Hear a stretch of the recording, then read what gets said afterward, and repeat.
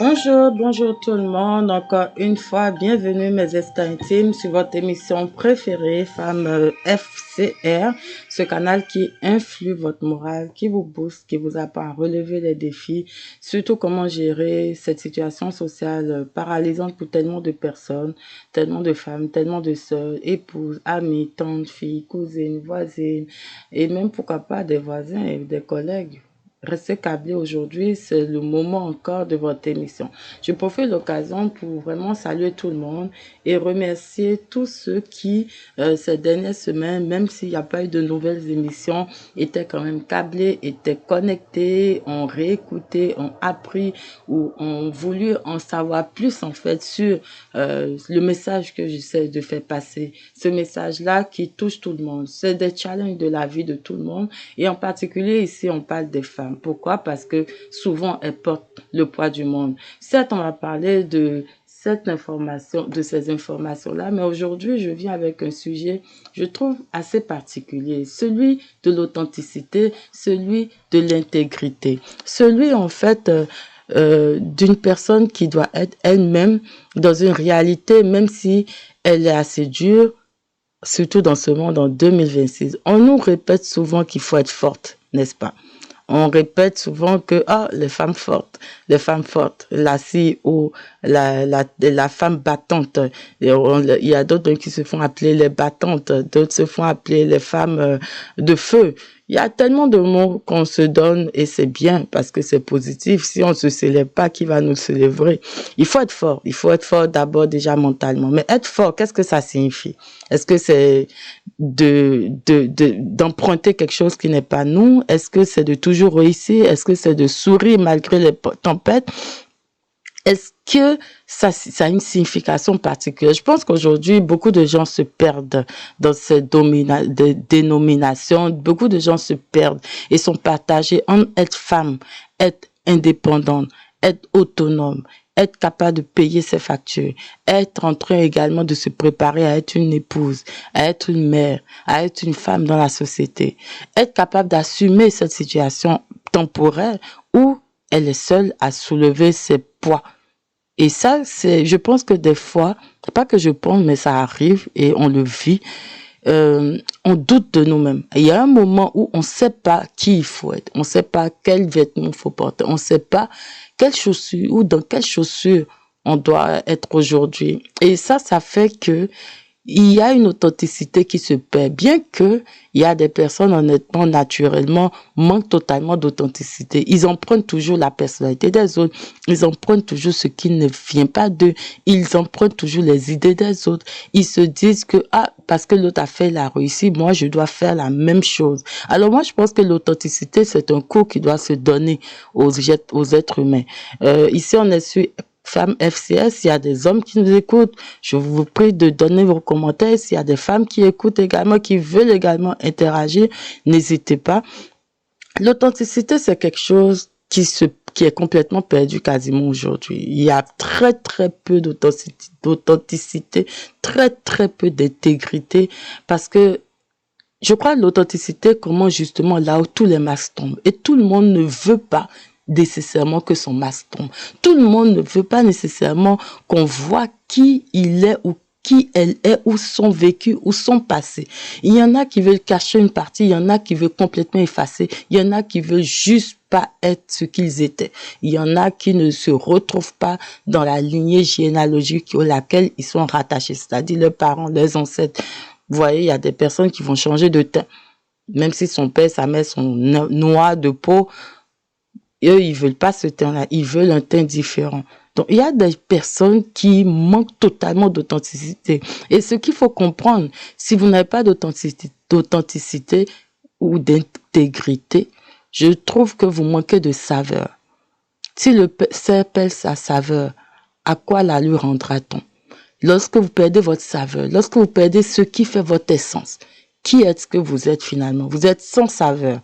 Et être une femme authentique aujourd'hui, en 2026, ce n'est pas évident. Ça veut dire qu'il ne faut pas être parfaite. Déjà, on n'est même pas parfait. Mais il faut accepter son imperfection. C'est avoir le courage de rester fidèle à vos valeurs. Dans un monde où, vous le savez, on vit dans des dualités multiples. dans cette nombreuse dualité, la récompense ne vient pas des autres. Elle vient de ce que vous vous donnez à vous-même. Parfois, l'apparence prône plus que la profondeur. Mais lorsque vous êtes authentique, le monde ne vous récompense pas, mais vous vous récompensez parce que vous révélez une profondeur à laquelle les gens ne s'attendent pas ou qui va émerveiller les autres. En fait, c'est rester fidèle dans un monde où la vitesse vaut plus que la réflexion, où le bruit pèse plus que la vérité, ou la tranquillité, ou le fait d'être zen. Tout ce que je viens de dire est assez lourd, mais c'est pas évident à associer tout ça. Vous savez, je profite de l'occasion pour m'excuser vraiment. Ces derniers temps, ces derniers mois, j'ai été vraiment moins présente parce que je prépare actuellement le brunch en tenue traditionnelle à Montréal qui aura lieu le 29 août 2026 à partir de midi. C'est de midi à 20h. Ça va être au Centre Africain, au 1644 sur la rue Saint-Hubert à Montréal. Dans le cadre des préparatifs du brunch en tenue traditionnelle, je porte tellement de chapeaux que des fois je me perds dans mes chapeaux. Ça prend beaucoup d'énergie et c'est tout un volet différent du podcast FCS. Ça me prend beaucoup d'énergie. Alors cette énergie-là, quand je la perds, j'ai du mal à me concentrer et à vous sortir quelque chose qui est authentique. Il faut comprendre que chaque fois que je viens à l'émission ici et que je vous parle, je suis totalement moi. Je suis authentique. Je veux pas vous transmettre une énergie que je ne ressens pas. Je veux pas vous transmettre quelque chose sur laquelle je n'ai pas réfléchi, je n'ai pas pensé. J'essaie le plus possible d'être authentique dans mes émissions. Moi, je fais pas... FCR, ce n'est pas là pour plaire aux gens. Ce n'est pas là parce que je vais attirer des milliers de followers, des codes d'écoute qui vont exploser. Déjà, au départ, il faut comprendre, dans mon histoire, je faisais mon podcast parce que j'étais intimidée par le sujet. J'osais même pas en parler. Je le vivais et je voulais pas l'exposer. Je voulais me parler. Je voulais faire une thérapie. Et en faisant ma thérapie, je me suis dit, si ça touche quelqu'un qui ne me connaît pas, ça va être aussi bénéfique pour quelqu'un quelque part dans le monde.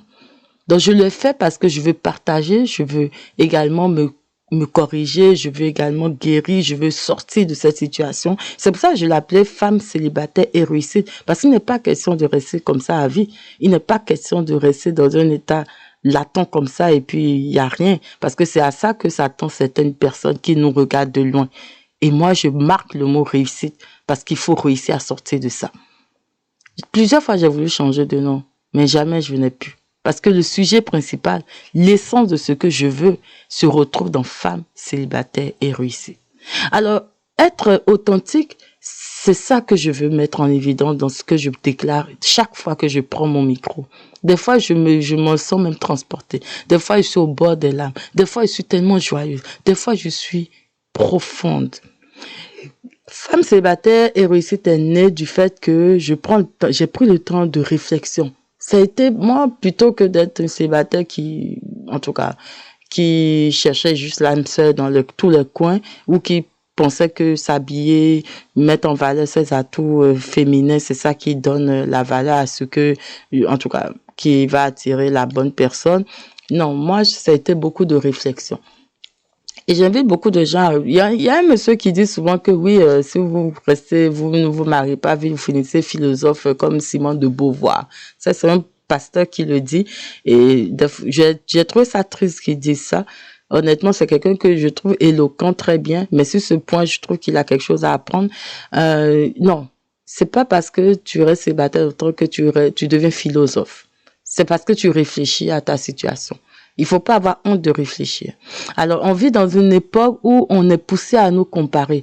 On est poussé à nous adapter à ce qui ne nous convient pas. On est poussé à performer sans relâche. On est poussé à faire ce qu'on n'est pas nécessairement. Il y a les réseaux sociaux qui montrent des vies filtrées, des photos filtrées. Tu es sur Snapchat, tout le monde est beau et belle. On est tous beaux et belles, mais on a des symétries différentes. On a des angles différents. Il y a des personnes qui sont belles sous un certain angle. Moi, quand je prends certaines photos de moi et que je suis dans un angle, je me sens toujours jolie. Mais quand je prends sur d'autres angles, je dis, ça zaille un peu. Donc, vous voyez, il y a des choses pour lesquelles vous êtes bien.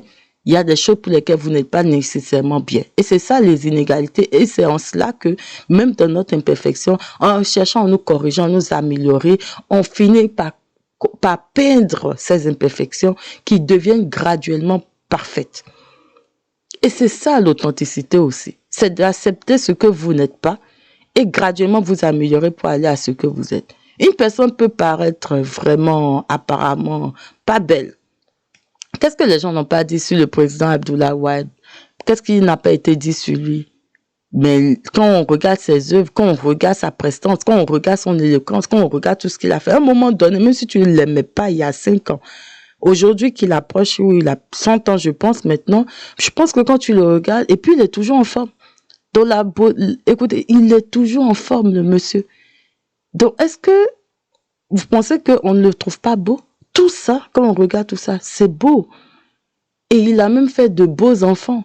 Vous voyez, on dit toujours 2 vilains, quand ils se marient, font des enfants, ils sont toujours beaux. Les enfants des vilains là, quand nous on croit vilains là, ils sont tellement beaux. Et des fois, même les femmes qu'on juge vilaines, grosses bouches, si on les insulte là, mais si vous voyez leur corps, quand vous voyez le corps même, vous-même vous tremblez. Donc, personne n'est vraiment vilain. Personne n'est vraiment extrêmement beau ou belle. Des fois même, quelqu'un peut être, une femme peut être très très belle. Mais il suffit qu'elle parle, c'est gâté. Donc, vous voyez, on est dans une époque où tout est filtré, tout est apparence. Les attentes sont immenses. Et comme je dis, une femme longtemps célibataire peut se sentir perdue. Elle est perdue, elle est déjà obligée d'être indépendante, mais quand elle est indépendante, c'est comme si elle est autonome, autoritaire. Les gens la trouvent ambitieuse, trop élégante, trop. Elle est un peu de trop. Mais si elle ne fait pas ça, elle va moisir. Et c'est là où la femme, dans cette situation, peut banalement perdre son authenticité et être ce qu'elle n'est pas. Et ça arrive même aux femmes qui ont le postpartum. Moi, tout de suite, quand je vois une femme, je suis capable de détecter si elle souffre du postpartum ou pas. C'est-à-dire que la femme, elle est une personne A, avant d'accoucher. Et une fois qu'elle a accouché, donnez-lui 3 mois ou 2 mois, elle devient B ou elle devient Z. Elle s'éloigne totalement même du B. Au moins, on se dit A, B, C, D. Mais elle devient Z. Ça devient la fille qui veut se percer. Elle veut sortir. Elle a des goûts. Elle a même une alimentation. Elle a des goûts alimentaires différents. Donc, vous voyez, la vie, c'est un challenge. On est obligé, quand on est une personne longtemps seule, d'être indépendant, d'être ambitieux, d'être présent. Parce que si tu n'es pas présent, tu vas t'oublier. Déjà, ça veut dire que psychologiquement, tu n'es pas là. Tu es absent, tu es dépressif, tu es ailleurs. Et tu ne peux même pas être ambitieux ni indépendant puisque tu n'es jamais là. Ça veut dire aussi que tu es une personne qui consomme. Donc, une personne qui ne veut pas consommer des substances, qui ne veut pas sombrer dans l'alcoolisme, qui ne veut pas devenir addict des mauvaises amitiés ou des relations toxiques et qui veut vivre, elle est obligée d'être indépendante, de se battre. Elle est obligée encore d'être aimante, d'avoir de l'amour en elle, pour elle-même et pour les autres. Parce que qu'est-ce qu'on va dire? Oh, c'est parce qu'elle n'a pas eu de rapport sexuel qu'elle est aigrie. Vous voyez, j'ai donné le terme là en douceur pour que vous ne... Mais ceux qui connaissent cette expression connaissent. Si elle n'est pas ambitieuse, ça veut dire qu'elle va toujours stagner. Elle va rester à son même poste de secrétariat, elle ne va pas bouger. Alors qu'en ayant de l'ambition, ça ne veut pas dire que c'est mauvais. Elle peut chercher à avoir un diplôme de plus et passer de son poste de secrétariat à être une experte en cybersécurité, par exemple. Ce qui n'est pas mauvais. C'est-à-dire qu'elle a l'habitude de taper sur l'ordinateur, mais au lieu de taper désormais, elle sait comment protéger une entreprise des attaques informatisées ou numériques. Et cette femme-là est obligée d'être élégante dans sa façon de parler. C'est-à-dire une femme élégante, c'est pas une femme qui injure. C'est pas une femme qui parle mal aux gens. C'est pas une femme qui répond à tout. C'est pas une femme qui poursuit tout. C'est pas une femme qui regarde tout. C'est une femme qui est posée, zen, pieuse, polie, intelligente. Elle pense avant de dire. elle tourne 7 fois sa langue avant d'en parler. C'est de l'élégance. Et par-dessus tout, quand elle s'habille, même si c'est le peu qu'elle a, c'est beau, c'est propre, ça sent bon. Voilà des éléments d'élégance. Et après ça, elle développe une résilience naturelle, puisqu'elle n'a pas eu le choix. Hein. Si vous voulez, vous êtes longtemps célibataire, vous connaissez la situation, il faut être résilient. Et dans la résilience, ça veut dire qu'elle a eu beaucoup de gourmets, elle a eu beaucoup de douleurs, elle a eu beaucoup de pertes d'amitié, beaucoup de promesses qui n'ont pas abouti, beaucoup d'apparences de bonheur qui n'ont pas abouti comme elle pensait. Et ça nous oblige à être résilients. Parce que c'est comme si tu meurs plusieurs fois à petits coups. C'est très difficile. Mais c'est la résilience. Et faire tout ça en même temps, ce n'est pas évident. Et c'est ça qu'une personne qui n'est pas authentique refuse de faire. Mais à quel moment on s'autorise simplement à être un humain? Vous savez, l'intégrité, c'est cette petite voix intérieure qui nous demande chaque jour. Est-ce que la personne que je montre ressemble à celle que je suis quand je suis dans ma chambre et que je me regarde dans le miroir? On va prendre ça simplement comme ça. Est-ce que tu l'es vraiment? Donc, c'est vraiment refuser de trahir son identité pour obtenir la validation, la promotion, une relation ou une place qu'on devrait mériter sans renoncer à soi. Donc, une personne qui est intègre, authentique, ne cherche pas à être admirée par tout le monde. Quoique, elle va attirer le regard de tout le monde. Parce que quand vous êtes unique, quand vous acceptez votre unicité et que vous l'embrassez, que vous en parlez, il y a une personne aussi unique que vous, peut-être pas sur le même an, puisqu'on est tous différents, mais qui va apprécier que tu le révèles, qui va aimer voir ce que tu montres, parce qu'elle aussi voudrait le montrer, elle n'arrive pas nécessairement, et toi, tu vas l'accompagner dans ça. Donc, essayez en fait, et vous allez voir dans mes expressions, quand je fais mes citations FCR, je dis toujours à la fin, seul votre paix compte. Vous savez, j'ai une expression favorite que j'ai développée depuis 2008 à peu près, après certaines expériences qui m'ont montré quelque chose. Rien ne vaut la sagesse. Et cette citation, elle est jusqu'à aujourd'hui la même pour moi. Seul votre paix compte.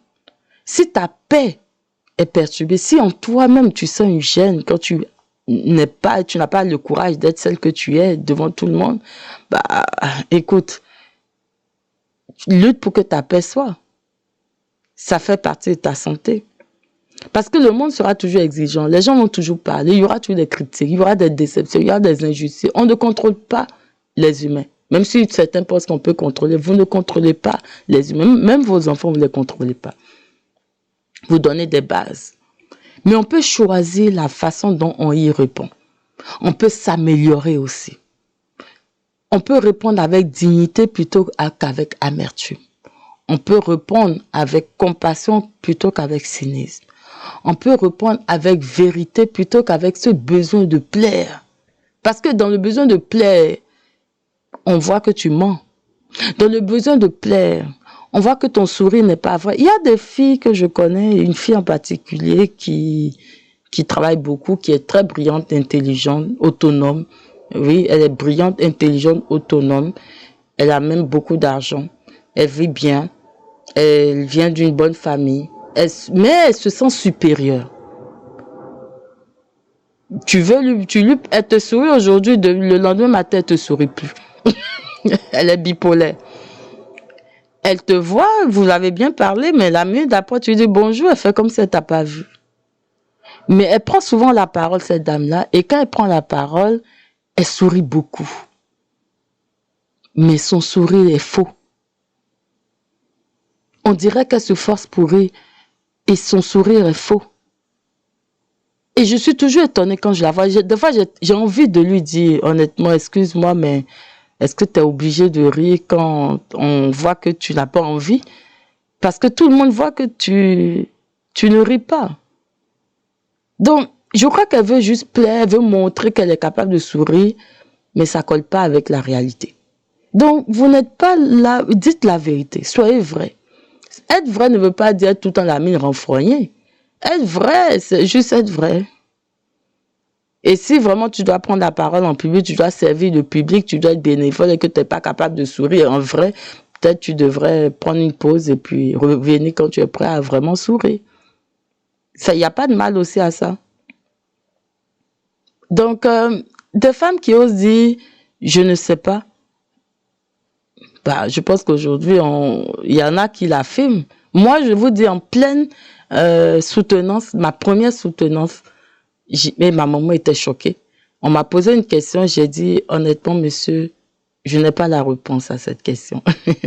Et le monsieur était, et ma mère, elle était écrasée. Ma mère, le coup de taille, mais on dirait qu'elle descendait sous la table même. Parce qu'on ne voyait plus sa tête. Et à la fin, elle m'a dit, mais comment tu peux dire au professeur que tu sais pas? J'ai dit, mais maman, honnêtement, je savais pas la réponse. Je savais pas. Le professeur lui a dit, mais non, madame, il n'y a pas de problème, c'est important, c'est une scientifique, si elle sait pas, elle sait pas. Des femmes qui relèvent la tête après un échec, ou qui tendent la main, même qu'elles sont tombées, ou qui acceptent l'autre au lieu de les voir comme des rivales. Des femmes qui transmettent aux enfants, à leurs proches, aux communautés, qu'une vie réussie ne se mesure pas seulement à ce que l'on possède, mais à ce que l'on incarne. Ça, c'est des femmes. Être authentique, c'est pas évident. C'est pas facile. Ça s'apprend même, pour ceux qui ne l'ont pas. Mais apprenez ça. Parce qu'au bout du compte, c'est la seule chose qui vous laissez. C'est l'image de vous que vous laissez. C'est pas votre statut que vous laissez. Même si vous étiez la présidente de la République et que vous n'avez pas un bon reflet, vous n'irradiez pas un bon aura, les gens vont le savoir et les gens vont le dire. Parce qu'au bout du compte, il n'y aura rien. Et le jour où vous ne serez plus là, ben vous ne serez juste plus là. Mais la trace que vous laissez, le trait de caractère bon que vous laissez dans le cœur des gens, le plaisir quand vous souriez sincèrement et que les autres reçoivent, ça, ils vont le capter. Avoir le courage d'être vous-même profondément, c'est capital. Il faut être lucide. Il faut avoir cette force, mais en même temps cette douceur. C'est paradoxal, les femmes, on demande toujours aux femmes, soyez féminines. Vous savez, j'ai fait une émission carrément là-dessus parce que moi, j'avais été un peu traumatisée par ça. Moi, j'ai toujours travaillé dans les milieux masculins, sans même que je comprenne ce terme traditionnellement masculin. J'ai toujours travaillé dans les mines, travaux publics, exploitation minière, je faisais les descentes sur le terrain. Et moi, j'aime ça, grimper, monter. Et j'aime les équipements lourds. J'ai toujours voulu conduire des camions. Je suis impressionnée par ça, ça me fascine. Mais j'ai jamais perdu ma féminité. Je me suis jamais sentie obligée de me tatouer. Je me suis jamais sentie obligée de porter un pantalon et de gonfler mes épaules, de marcher comme un garçon. Alors que moi, je suis un peu garçon manqué. Avant, là, quand j'avais 12 ans à 15 ans, si vous me voyez, j'étais toujours en culotte. Et moi, si vous me voyez même à la maison, jusqu'en 2000, l'année 2000, vous serez choqués. Je portais des t-shirts déchirés, je portais des t-shirts transparents, je portais des choses genre, quand vous me voyez, maman me mettait fatiguée. Je portais des culottes, des pantaculottes, et j'avais toujours des casquettes sur la tête. Je ressemblais en rien à une fille, j'avais même pas d'ambition de fille. Je voyais même pas mon corps en fille. Moi, je me sentais pas du tout dans le monde de quelqu'un. J'étais dans les dessins animés, école, maison, manger, dormir, c'est fini. C'est après que le côté femme est venu graduellement, sans même qu'on ne force. Vous voyez, c'est venu graduellement. Mais je ne pensais même pas à ce truc-là, j'étais moi-même. Les gens, il y en a qui me confondaient un garçon, surtout quand je portais les tuniques, là, djellaba, là. Il y a même une tante là, je suis avec mon papa, elle a dit, ah, bonjour monsieur, oh, ça c'est votre garçon, oh là là, il est grand. Et mon papa a dit, mais non, c'est une fille. En plus, j'avais coco taille. Je ne payais pas mes cheveux tout le temps. Ça, c'était la totale. Et on m'appelait le Black Mouse à l'école. Donc, vous voyez, en fait, tout s'apprend. On demande aux femmes d'être douces et on leur demande toute l'énergie de se lever le matin et de dormir tard, de s'occuper des enfants, de s'occuper du mari, de s'occuper de la maison et de réfléchir à comment vivre. C'est ça la femme dans le monde en général. Et quand tu es seule, tu n'as même pas le choix, tu fais ça tout le temps. Matin, midi, soir, tu poses à toi, ta maison, ta voiture, tes factures, le loyer, les ci, les ça. Mais moi, des fois, je me demandais, mais à quoi les gens s'attendent? Ça m'a perdu cette affaire. Ah, tu manques de féminité. Et moi-même, je me réalisais que, comment je manque de féminité? Mais après, je me suis éduquée et j'ai compris qu'il y a des femmes qui ont une énergie, des fois masculine, plus ou moins dominante. C'est pas qu'il faut l'effacer, mais il faut la dompter. Et j'ai même pris un cours sur les énergies masculines, les énergies féminines. Et j'ai même appris pendant ce cours-là que quand on fait certaines danses, on augmente son niveau d'énergie féminin. Mais pas de ce tout ça ne m'a pas guéri de ce traumatisme-là. Ce qui m'a vraiment guéri, c'est d'accepter qui je suis. Et de me dire à moi-même que je suis féminine, un point, un trait. Ben, moi, je me sens femme. Si toi, tu ne me vois pas femme, ça, c'est ton problème. Mais moi, je suis femme. Moi, là, quand je travaille, même si je suis montée dans le camion, je suis couverte de boue, mais quand je vais me nettoyer, je vais à la salle de bain et que je porte mon habit après. Si toi-même, on te dit que c'est la vieille de la boue, toi, tu vois que c'est faux. Je me lave, je me pommade et je m'habille, je porte une belle jupe, un beau pantalon, je mets tout en forme et j'attache mon foulard à l'appui. Quand je sors là, tu peux pas me mélanger avec un garçon parce que je suis une femme. Donc, vous voyez, il faut en fait avoir le courage d'accepter qui vous êtes. Même si on vous dit que tu ressembles à rien du tout, laissez tomber. Ils ont parlé pour eux. Même si en apparence, effectivement, tu n'as pas la maîtrise encore de ton reflet ou bien de ton corps, graduellement, apprends à te connaître, apprends à mettre en valeur ce que tu as, apprends à bien prendre soin de ta peau, te laver, entretenir tes habits. S'il y a un habit qui n'est pas beau, bien le blanc est devenu un peu jaune, change-le ou trempe-le ou fais quelque chose. Vous n'avez pas besoin d'avoir des valises d'habits. Vous avez juste besoin de bien les porter et de les laver, qu'ils soient propres. Et parfumez-vous un peu. Si vous n'êtes pas encore quelqu'un qui aime le parfum, mettez au moins du citron. Vous savez, faites quelque chose. Prenez soin de vous, ça fait déjà la différence. Et acceptez qui vous êtes et vous n'êtes pas obligé d'être quelqu'un d'autre. Et surtout, faites attention, n'utilisez pas les pommades qui vont vous rendre tigré. En fait, c'est la véritable révolution actuellement en 2026, encore aujourd'hui, nous sommes en 2026, bientôt 2027, ça arrive. Ce n'est pas de devenir quelqu'un d'autre, c'est d'être vous-même, de l'assumer et de l'apprécier. On a besoin de femmes vraies.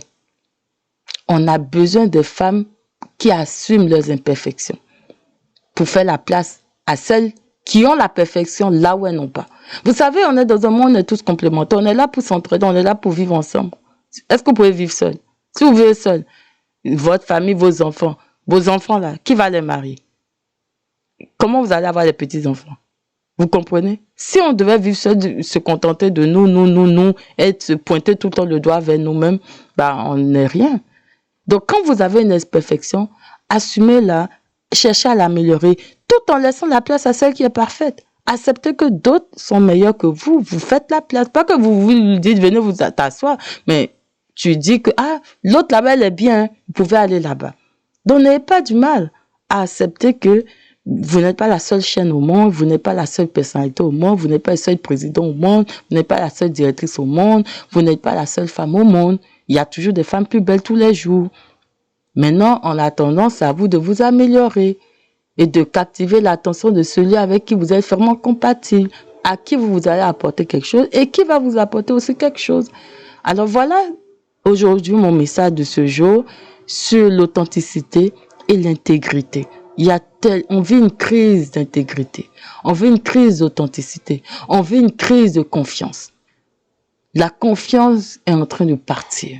Il y a très peu de confiance aujourd'hui dans le monde dans lequel nous sommes. Et tout ça, ça vient du fait qu'il y a très peu de personnes authentiques, intègres et qui ont le sens du travail bien fait. Alors sur ce, moi, je vais vous encourager à prendre soin de vous et à prendre soin de votre entourage et ne pas oublier une chose. On répète tout le temps d'être fort, d'être capable de faire beaucoup de choses, mais également, on vous demanderait de rester authentique, intègre, parce qu'on a besoin des gens comme vous. Sur ce, je vous souhaite une bonne fin de journée ou une bonne matinée. Prenez soin de vous et à la prochaine.